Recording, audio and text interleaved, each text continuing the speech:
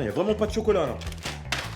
Robert Downey Jr. Qu'est-ce qu'il est beau cet acteur. Robert John Downey Jr. Né le 4 avril 1965 à Greenwich Village, New York, États-Unis. C'est en 1970, alors qu'il n'a que 5 ans, qu'il va débuter sa carrière au cinéma dans le film intitulé Pound, qui sera réalisé par son père, Robert Downey Sr., qui est également producteur de cinéma indépendant. Suivi du film Moment to Moment 5 ans après, avant de reprendre sa vie d'enfant normal. Quelque temps après le divorce de ses parents, il retourne vivre près de son père à Los Angeles, où il fera des petits boulots et jouera dans quelques pièces de théâtre après avoir quitté l'université.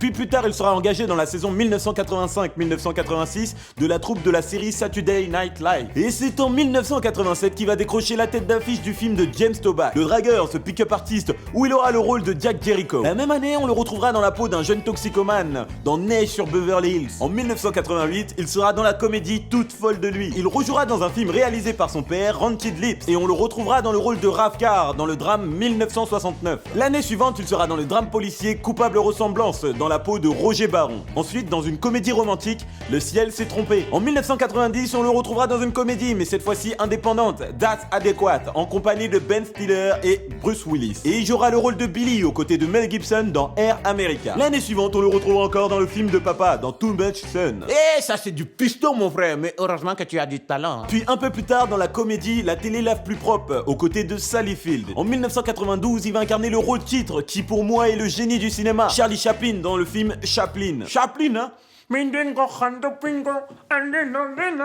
Qui lui vaudra une nomination pour l'Oscar du meilleur acteur. On le retrouvera l'année suivante dans la comédie dramatique fantastique Drôle de fantôme, puis dans le rôle de l'apprenti maquilleur Billy Blush dans le film Short Cute. En 1994, il sera aux côtés de Samuel Jackson dans la comédie romantique Hey César, suivi du film réalisé par Olivier Stone, Tueur né. Et pour terminer cette année, il sera dans le film d'amour Only You. Un an plus tard, on le retrouvera dans le film dramatique Richard III, où il jouera le rôle de Lord River. Puis dans le film réalisé par Jodie Foster, Un week-end en famille, où il aura le rôle de Tommy Larson. Ensuite, on le retrouvera dans le film romantique dramatique Le Don du Roi. Mais hélas, c'est à partir de 1996 que Robert va connaître de graves problèmes de toxicomanie et d'alcoolisme. Les enfants, la drogue, l'alcool, c'est pas bon, hein. Qui mettra sa vie et sa carrière en danger. Malgré de nombreux excès, il sera arrêté et emprisonné à plusieurs reprises jusqu'en 2003. Ce qui va pas l'empêcher de continuer sa carrière, car en 1997, il sera dans le rôle de Jim Scott dans le film Danger Zone, suivi du dramatique Pour la nuit. Pour une nuit?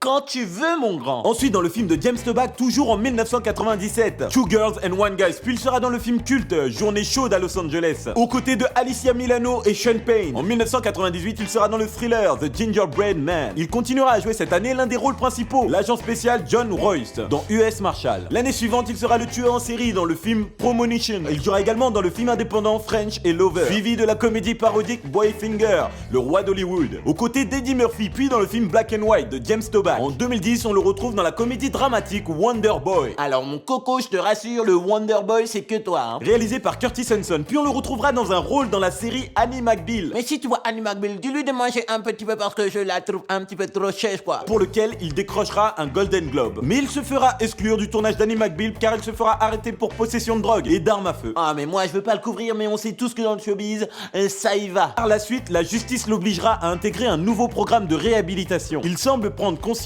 enfin de la gravité des événements. Il décide de changer et d'entreprendre un véritable traitement. En 2003, il sera dans la peau de Dan Dark, un écrivain rongé par une lente maladie dégénérative du cerveau, dans le film The Singing Detective. Puis il sera dans le film de Mathieu Kassovitz, Gothica, aux côtés de la belle Alberi. En 2004, il sera dans le drame érotique Hero, suivi en 2005 de la comédie dramatique sportive Game 6. Il interprète le bandit Harry Lecard, devenu apprenti détective privé dans Kiss Kiss Bang Bang, et jouera un journaliste dans Good Night Good Luck, réalisé par George Clooney. On le retrouvera en 2006 dans le film Il était une fois dans le Queen. Il jouera le rôle d'un médecin dans le Disney jeu Shaggy Dog. Le film s'appellera en français Raymond, suivi du film d'animation science-fiction A Scanner Darkly, où Robert incarne Barry. Puis on le retrouvera dans la comédie dramatique Lucky You. En 2007, aux côtés de Nicole Kidman dans la biographie dramatique Fu. Également aux côtés de Jake Gyllenhaal dans le thriller Zodiac. En 2008, il jouera le rôle de Nathan Garner dans la comédie dramatique Charlie Bartlett. Cette année-là, il gagnera une grande réputation mondiale en incarnant Tony Stark, Iron Man, dans le premier premier volet. Il fera également un caméo dans l'incroyable Hulk. En tant que Tony Stark, il obtiendra également un second rôle dans Tonnerre sous les tropiques de Ben Stiller, où il incarnera un acteur australien, Crick Lazarus, qui lui incarne un sergent afro-américain. Un afro.